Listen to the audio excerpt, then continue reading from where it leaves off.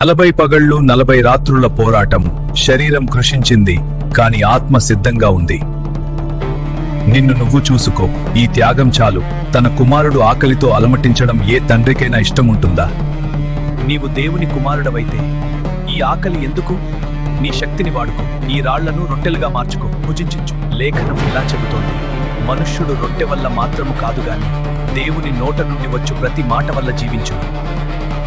నీవు ఆయన్ని నమ్ముతున్నావా? అయితే నిరూపించు. ఇక్కడి నుండి కిందకు దూకు. దేవదూతలు నిన్ను పట్టుకుంటారని వాక్యం చెబుతోంది. నీ మహిమను లోకానికి చాటుకో.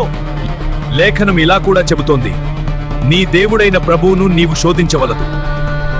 నాకు నమస్కరించు, ఈ లోకాన్నంతటినీ నీకు ఇస్తాను. నీకు సిలువ అక్కర్లేదు, మేకులు అక్కర్లేదు.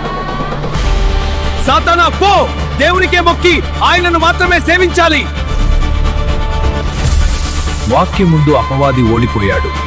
వాడు ఆయనను విడిచిపోయాను. అప్పుడు దేవదూతలు వచ్చి ఆయనకు పరిచర్య చేశారు.